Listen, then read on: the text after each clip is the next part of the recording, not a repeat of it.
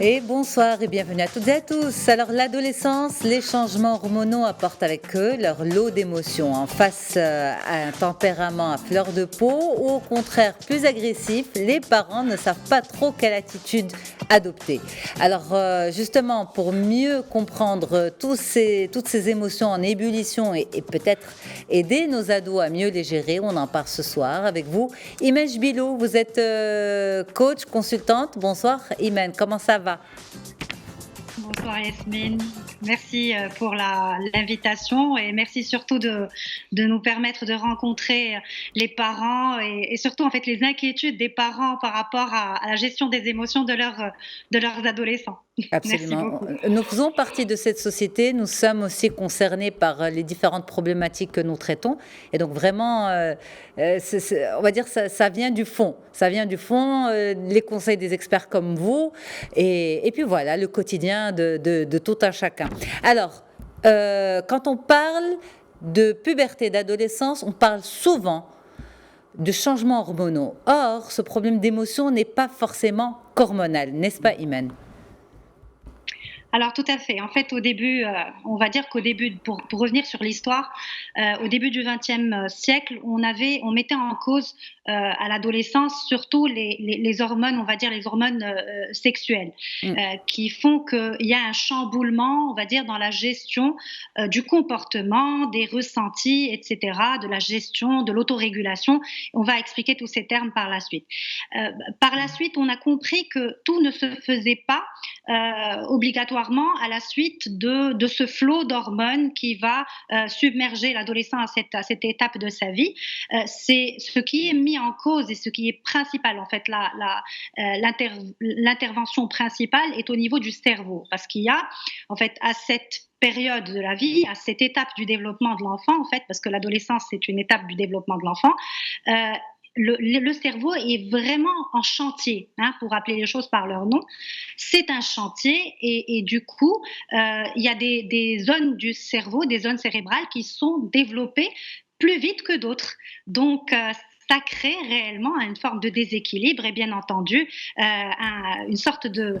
moi j'aime bien faire des métaphores, c'est une sorte de montagne russe que vit l'adolescent en continu parce qu'il ne sait plus réellement comment gérer, comment faire face aux situations, comment ressentir certaines choses, même les situations les plus banales avec leurs amis, enfin avec leur père, deviennent des situations pour certaines, dans certaines occasions, totalement insurmontables.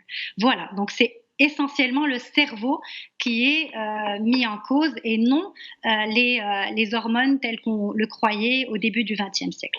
Est-ce que c'est une découverte qui est véritablement, on va dire, qui vient comme une bouffée d'oxygène pour les parents et pour les ados, dans le sens où euh, on trouve une explication rationnelle à ce changement de comportement de cet enfant qui était notre bébé, ce petit agneau, bon, bien sûr avec ses bêtises, etc. Mais au final, ça restait notre bébé. À cet ado, ce corps qui change, cette voix qui change, et puis ce comportement qui change aussi surtout et qui devient parfois fulgurant. Alors, je suis d'accord avec vous quand vous dites que ça peut nous rassurer, mais ça nous rassure tant qu'on est dans le raisonnement. Mm. Parce que nous-mêmes, parents, je veux dire, dans certaines situations, comme on appelle cette période la période du claquement des portes, quand les portes claquent trop, alors on va se détacher du raisonnement et on va le subir, tout comme le jeune. Donc on va réellement remettre les choses dans leur contexte et se dire que pour cette étape d'adolescence n'est pas difficile uniquement pour le jeune, mais aussi pour toute la famille. C'est une situation, enfin une zone de turbulence pour la famille dans son ensemble, les parents, les frères et sœurs, etc. Parce qu'il y a tellement de mouvements, tellement de situations conflictuelles, tellement de réactions disproportionnées, on va dire, qui font que même les parents, même s'ils le savent, même s'ils se sont renseignés, même s'ils ont lu, même s'ils ont même suivi une formation pour mieux gérer les émotions de leurs enfants et comprendre ce qui se passe dans le corps et dans la tête de leur adolescent, et ils ont par moments quelque part un moment de doute où ils se disent mais il est peut-être juste mal élevé ou C'est il est ça. juste rebelle ou Alors, tout par à rapport à fait. ça, justement, par rapport à cette histoire, est-ce qu'il est juste mal élevé? Parce que, justement, comment faire la part des choses et jusqu'où accepter? Vous avez parlé de la période des claquements des portes. En tant que parents, est-ce que nous devons accepter ces portes qui claquent? Accepter, ce n'est pas une solution, hein. Hmm. On ne peut pas non plus, je veux dire, transformer la maison ou l'environnement familial en un environnement sans foi ni loi. Je veux dire quelque chose où tout est permis, une sorte de jungle où le jeune serait livré à lui-même, où on lui autoriserait ces écarts de conduite. Non, ce n'est pas une solution, ce n'est pas l'objectif, et ça ne rimerait à rien, ça ne mènerait à aucune amélioration de la situation.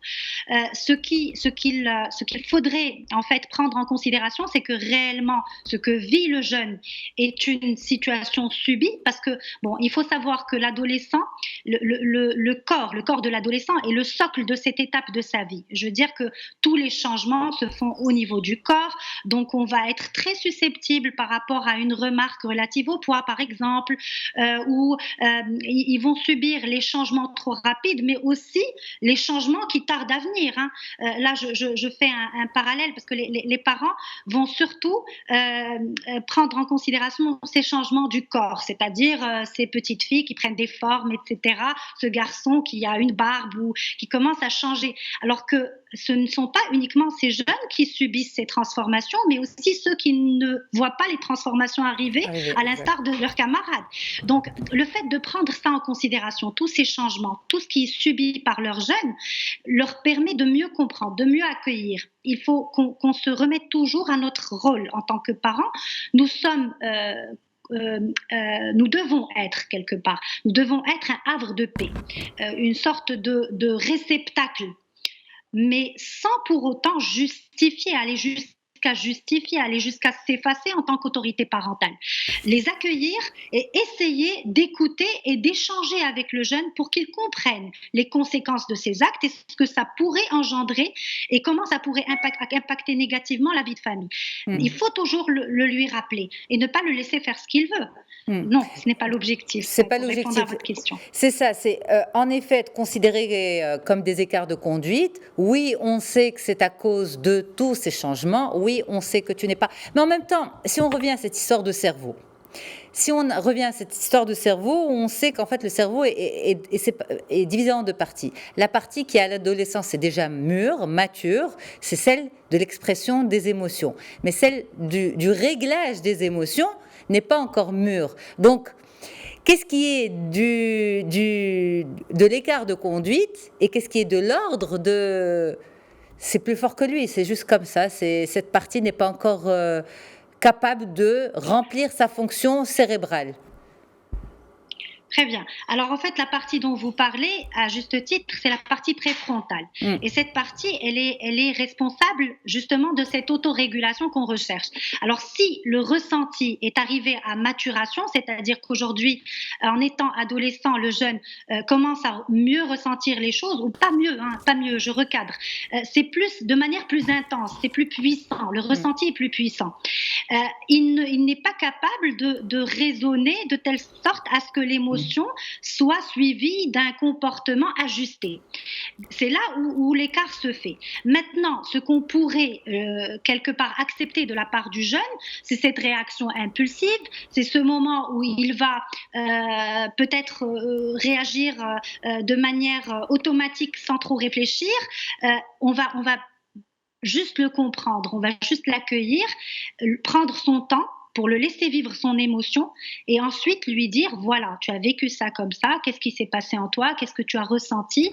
À aucun moment il ne faut, parce que vous savez, il y a des phrases qui tuent à cette époque je veux dire à cette étape de la vie du jeune, il y a des phrases qui peuvent être réellement douloureuses pour l'adolescent et qui pourraient quelque part aussi envenimer la situation et la rendre encore plus problématique.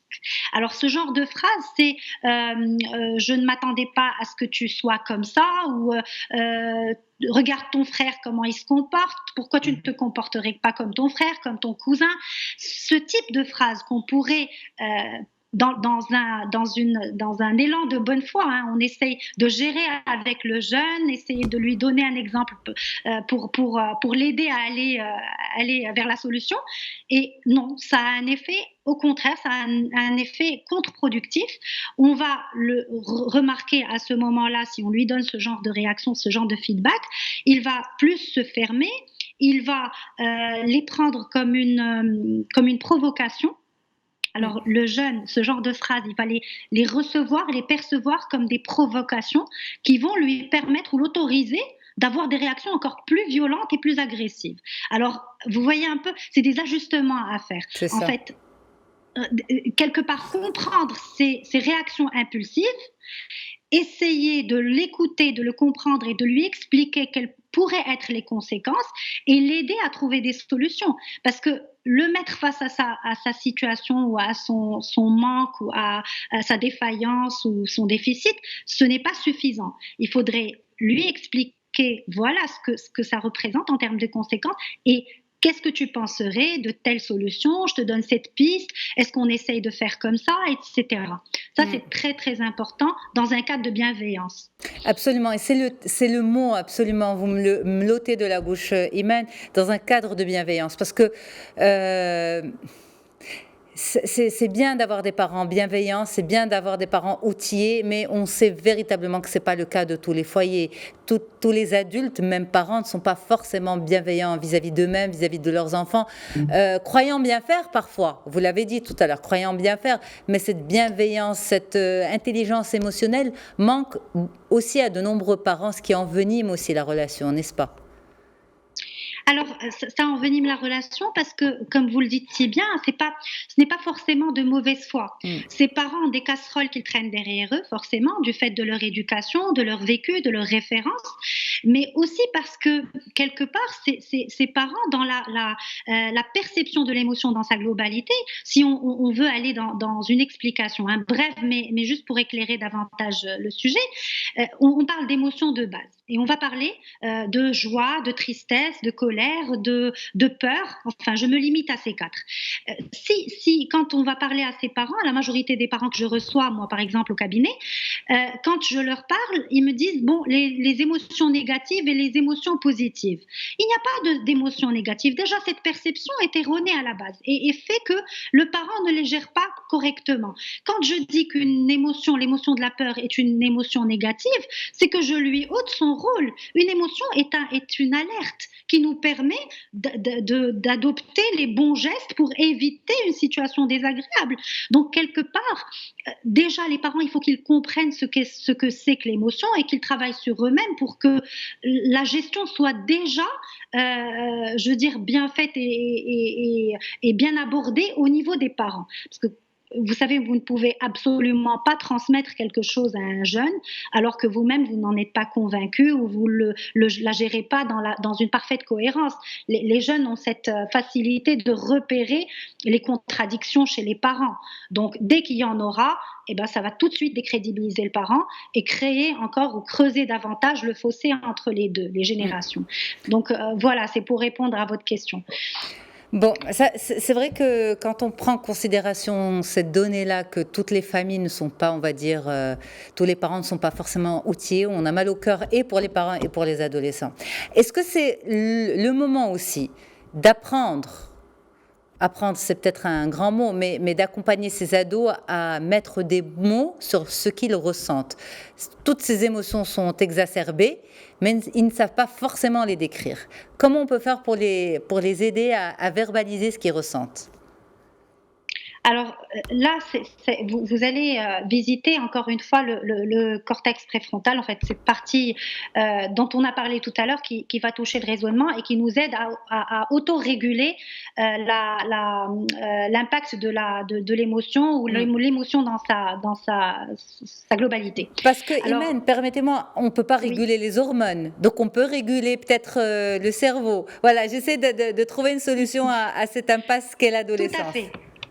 Tout à fait, tout à fait. En fait, nommer, c'est quelque part un peu une première étape de la gestion de l'émotion. Parce que vous savez que quand on ne nomme pas une émotion, quand on ne prend pas le temps de savoir ce qui se joue en nous, les pinceaux s'en mêlent et vous allez avoir des fois ce qu'on appelle des émotions de substitution. Donc, vous allez exprimer de la colère alors que l'expression va aller s'apparenter aux expressions de colère, alors que ce que nous ressentons intérieurement, c'est plutôt de la tristesse.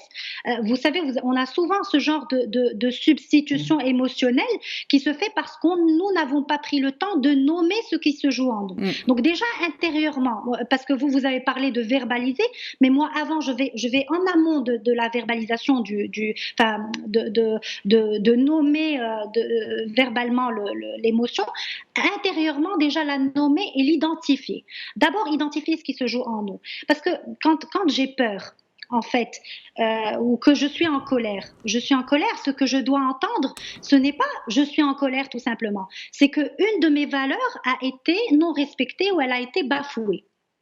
Donc, si j'arrive réellement à inculquer aux jeunes, à l'adolescent, que ce qui se joue en lui, c'est qu'aujourd'hui, il doit raisonner en termes de besoins non satisfaits et non en termes d'émotions détachées du contexte, on aura réellement la possibilité de lui permettre de mettre des mots, comme vous l'avez si bien dit, de mettre des mots sur ce qu'il ressent. Est-ce qu'on peut avoir un exemple concret ?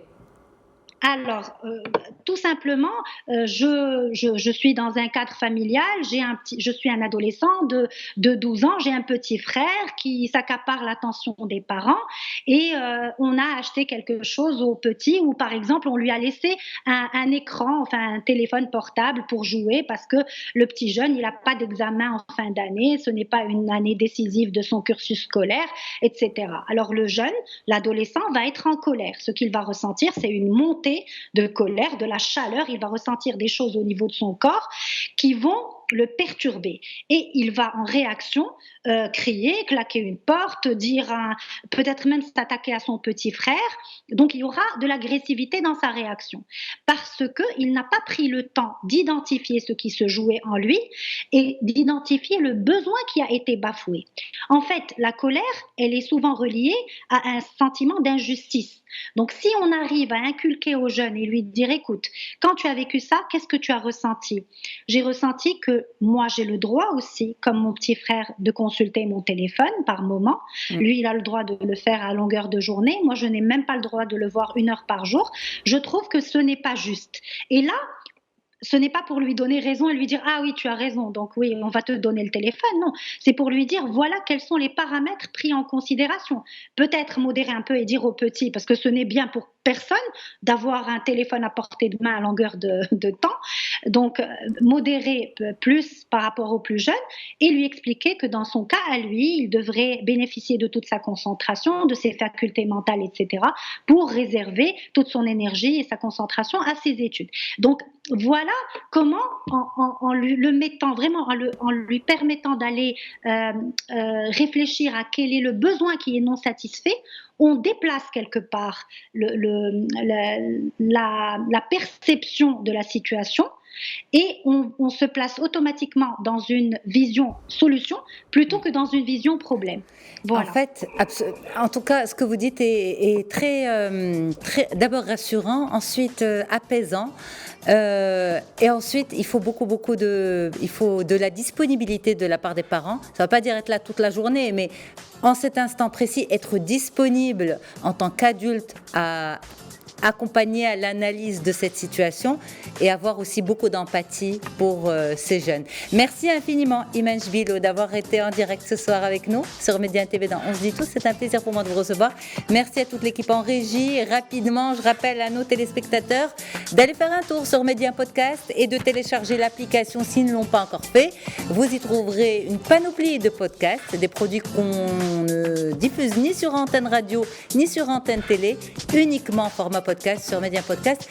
Et j'ai le plaisir de partager avec vous tous les mercredis un nouvel épisode d'Histoire de parents, la parentalité racontée par ceux qui la vivent et qui la défient au quotidien. Très bonne soirée à toutes et à tous.